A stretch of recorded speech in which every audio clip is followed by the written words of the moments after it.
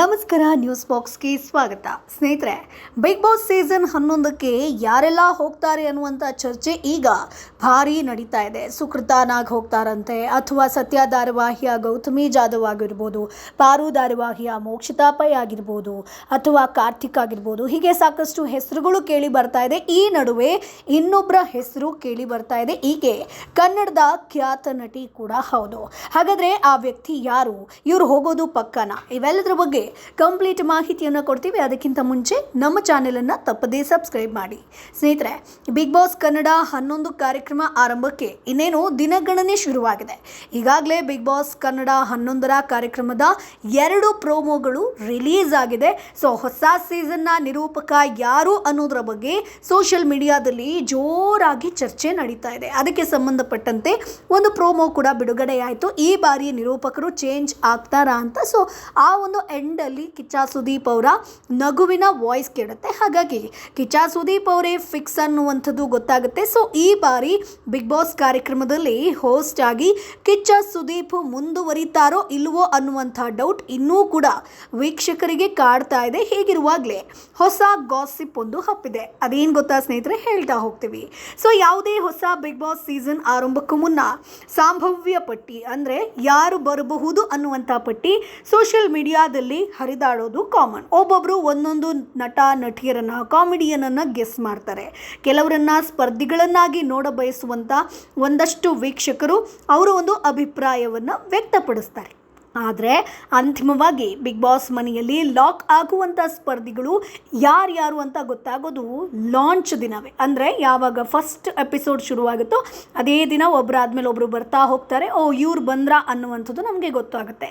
ಅಲ್ಲಿವರೆಗೂ ಹಬ್ಬುವಂಥ ಎಲ್ಲ ಪಟ್ಟಿಗಳು ಕೂಡ ಕೇವಲ ಊಹಾಪೋಹ ಗಾಸಿಪ್ಗಳು ಅಷ್ಟೇ ಆಗಿರುತ್ತೆ.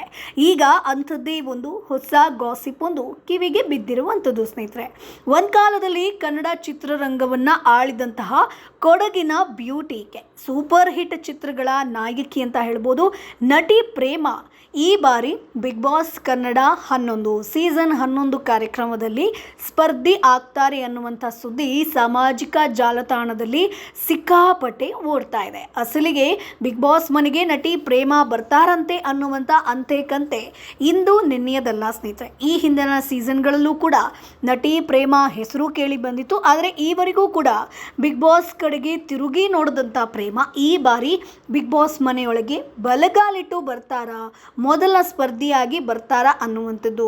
ಸಿನಿಮಾ ರಂಗದಿಂದ ಕೊಂಚ ಗ್ಯಾಪನ್ನು ಪಡೆದಿದ್ದಂಥ ಪ್ರೇಮ ಮತ್ತೆ ಸಿನಿಮಾಗಳಲ್ಲಿ ಅಭಿನಯಿಸುವುದಕ್ಕೆ ಸ್ಟಾರ್ಟ್ ಮಾಡಿದ್ದಾರೆ.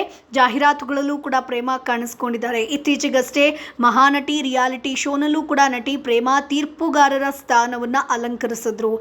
ಈಗ ಕಿರುತೆರೆಯ ಅತೀ ದೊಡ್ಡ ರಿಯಾಲಿಟಿ ಶೋ ಆದಂಥ ಬಿಗ್ ಬಾಸ್ ಮನೆಗೆ ಪ್ರೇಮ ಸ್ಪರ್ಧಿಯಾಗಿ ಹೋಗ್ತಾರಾ ಅನ್ನುವಂಥದ್ದೇ ಸದ್ಯವಿರುವಂಥ ಪ್ರಶ್ನೆ. ಯಾಕಂತಂದರೆ ಮಹಾನಟಿ ರಿಯಾಲಿಟಿ ಶೋ ಮುಗಿರುವಂಥದ್ದು. ಹಾಗಾಗಿ ನಟಿ ಪ್ರೇಮ ಬರಬಹುದು ಅನ್ನುವಂಥದ್ದು. ಕೊಡಗು ಮೂಲದ ನಟಿ ಪ್ರೇಮ ಅವರಿಗೆ ಈಗ 47 ವರ್ಷ ವಯಸ್ಸಾಗಿದೆ. ಕನ್ನಡ, ತೆಲುಗು, ಮಲಯಾಳಂ, ತಮಿಳು ಸಿನಿಮಾಗಳ ಮೂಲಕ ಖ್ಯಾತಿ ಪಡೆದಿರುವಂಥ ನಟಿ ಪ್ರೇಮ 90ರ ದಶಕದಲ್ಲಿ ಕನ್ನಡ ಚಿತ್ರರಂಗವನ್ನು ಆಳಿದಂಥ ಬ್ಯೂಟಿ ಸ್ನೇಹಿತರಿಗೆ. ರಾಘವೇಂದ್ರ ರಾಜ್ಕುಮಾರ್ ಆಗಿರ್ಬೋದು, ಶಿವರಾಜ್ ಕುಮಾರ್ ಆಗಿರ್ಬೋದು, ರವಿಚಂದ್ರನ್, ರಮೇಶ್ ಅರವಿಂದ್, ಡಾಕ್ಟರ್ ವಿಷ್ಣುವರ್ಧನ್, ಮೋಹನ್ ಲಾಲ್, ಉಪೇಂದ್ರರಂತಹ ಸ್ಟಾರ್ ನಟರ ಜೊತೆ ನಾಯಕಿಯಾಗಿ ಇವರು ಮಿಂಚಿದ್ರು. ಯಾರ ಜೊತೆ ನಟಿಸಿಲ್ಲ ಅನ್ನುವಂಥದ್ದಿಲ್ಲ, ಎಲ್ಲ ಸ್ಟಾರ್ ನಟರೊಂದಿಗೆ ಈಕೆ ನಟಿಸಿದ್ರು. ಯಜಮಾನ ಬಹುಶಃ ಈಗಲೂ ಕೂಡ ಸಾಕಷ್ಟು ಜನರ ಅಚ್ಚುಮೆಚ್ಚಿನ ಸಿನಿಮಾ. ನಿಮಗೂ ಕೂಡ ಈಕೆ ಯಜಮಾನದಲ್ಲಿ ಇಷ್ಟ ಆಗಿದ್ರೆ ಅದನ್ನು ಕಮೆಂಟ್ ಬಾಕ್ಸ್ನಲ್ಲಿ ತಿಳಿಸಿ. ಅಥವಾ ನಿಮ್ಮ ಇಷ್ಟದ ಸಿನಿಮಾ ಯಾವುದು?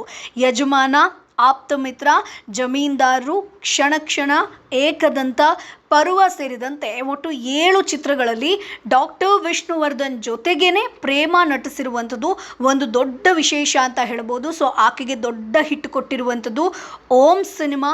ನಮ್ಮೂರ ಮಂದಾರ ಹೂವೆ ಆಗಿರ್ಬೋದು, ತುತ್ತಮುತ್ತ ಆಗಿರ್ಬೋದು, ಕೌರವ, ಚಂದ್ರಮುಖಿ, ಪ್ರಾಣಸಖಿ, ನಾನು ನನ್ನ ಹೆಂಡ್ತೀರು, ಉಪೇಂದ್ರ, ಕನಸುಗಾರ, ಕೋತಿಗಳು ಸರ್ ಕೋತಿಗಳು, ಹೀಗೆ ಸೂಪರ್ ಹಿಟ್ ಚಿತ್ರಗಳಲ್ಲಿ ಪ್ರೇಮ ಮಿಂಚಿರುವಂಥದ್ದು. ಸಾಕಷ್ಟು ವರ್ಷಗಳ ಕಾಲ ಚಿತ್ರರಂಗವನ್ನು ಆಳಿದಂಥ ನಟಿ ಈಕೆ.